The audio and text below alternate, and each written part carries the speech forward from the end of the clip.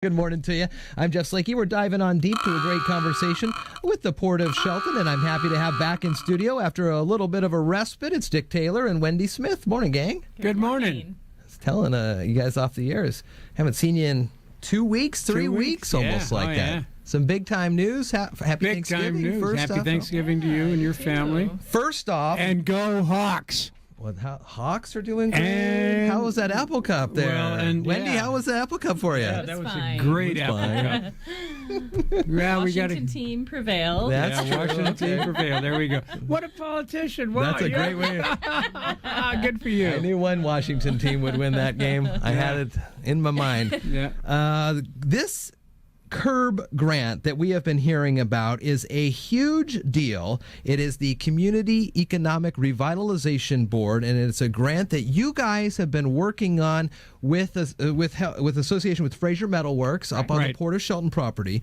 And this is a big time deal. So let's talk about this and how it will impact not only Fraser, you guys, but Mason County in general. Okay, well, let me tell you a little. Give me a story. Story of what happened when we went to get the grant. Okay.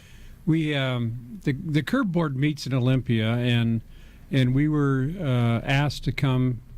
Well, we had to get the grant. Had to go down and make a presentation to the board. Mm-hmm. The executive director does, Wendy did, and Fraser Metals gave a presentation. But we the commissioners and Wendy were all up at the WPPA conference in Tacoma on the day of the CERB board hearing. Mm-hmm. So we all went to the first early morning session of the conference, and then jumped in our car and drove down to Olympia for this CERB meeting. And we're in Commissioner Buck and I are wandering around looking for a parking space in the parking lot because it was packed. Well, a car pulls out, and as we pull it, and we whipped into that spot, and we noticed that it's a car from an Eastern Washington port. Ooh. And we said, "Oh, well, that's cool." And so I talked to the driver of the car. It turns out he was the executive director of that port. And I said, "We up here for a CERB hearing?" And he said, "Yeah." And he says, "Boy, that board is just tough today. They're really, I don't know, they're kind of cranky, And I said, and we didn't get our grant or whatever they were looking for. And Commissioner Buck and I are going, okay. Maybe we should head back up to Tacoma. Yeah. So we went in and met with it. The CERB board is very, how many members were there? 12 or 13? There was probably about 13 of them, I think. And there were several by phone. Yeah, 3 or 4 on the phone. So it was a big bunch. Yeah. It's a statewide board. Okay.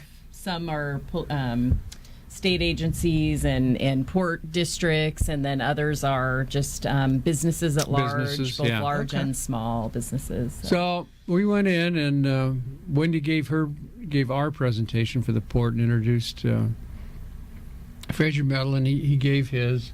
Mm-hmm. And it came off very, very well. When they came to the vote for to approve the grant or disapprove the grant, it was unanimous in favor of it.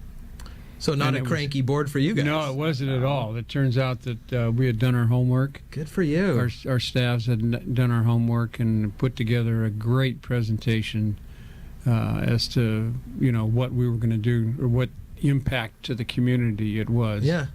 So it was a great deal. Good deal. So. That's awesome. That is awesome. It was awesome. So what's it mean for everybody then? So what it means is, in partnership with Fraser Metal Works, we'll be getting, the port, because we're the signer, we'll be getting $160,000 in loan at a rate of 1.13% that Fraser will pay back through their lease term. We match that with 20% of our own money, and what we need to do is, his site doesn't even have a septic system, so they're using porta potties, that kind of thing right now. So we're putting in some infrastructure stuff that we do anyway. Sure. So we're doing that as our match. We've done a fence line to separate him from the adjacent, tenant out there, and.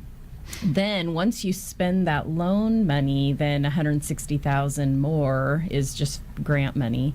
And so what this will do is it'll wall those buildings. I mean, they don't have walls, Right. you know, or they have partial walls. It will put the electrical needed to operate his business. It will allow him to buy some of the equipment that will make his operation so much more efficient. Wow. He's planning a training facility, just all kinds of things. He's already got, I think, 4 students from the high schools on board my gosh. that are getting a wage and they're getting credits. And so he's working with Olympic College. And so I mean, it's just huge. Wow. It's a big deal. Yeah. It's what the future should be for companies and education in our community. Yeah. Let's get kids in there working and studying and learning how to do things. We can certainly that we need to have college educated, university educated students, but we also need working people. Yeah. I mean, technical people. Yep. Plumbers, electricians, carpenters, all that sort of metal workers, welders, all that sort of thing needs to be going forward, and this is a great way to do it. What a neat thing. Very cool for you guys and Fraser Metalworks. And so how quickly can you start working with the funds, or can they start The day of approval, which was November 17th. Yeah, it started already. So you're going for it. Yeah, so I have paperwork on my desk that I need to read through and sign. And by May, we have to have certain things on their list done. Yeah, there are milestones that have to go through. For the 6-month pre-construction. And so some of that is, getting our permits through the county and that kind of thing. So there's just, various milestones you hit. But yeah, we're just going to gung-ho. I think we're hoping that we're done sooner than later because they need to, get their they want to be there tomorrow. operational. Yeah, I bet. Or yesterday. Yeah. Yeah. So the other sideline to this is just because, as you know, tenants talk to tenants. And so when Ben was talking to another tenant about what's going on, that tenant got excited about it too. Now, not everybody can qualify for these. Ben qualified by nature of the kind of business he does, the wages, they need to be above median wage, that kind of thing, full-time jobs, what this grant loan will do for his increase in jobs. They look at all that.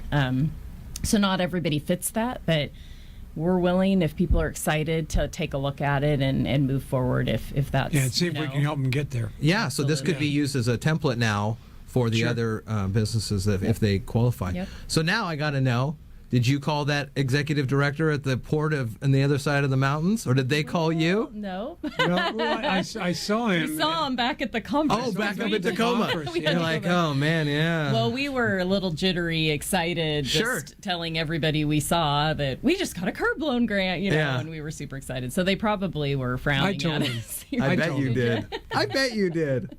He said, how'd it go? I said, it went fantastic. It was good for us. And then bragged on us. I bet. Yeah. So. You said, too, though, by the time you get to that point, they've done their due diligence as well. Right.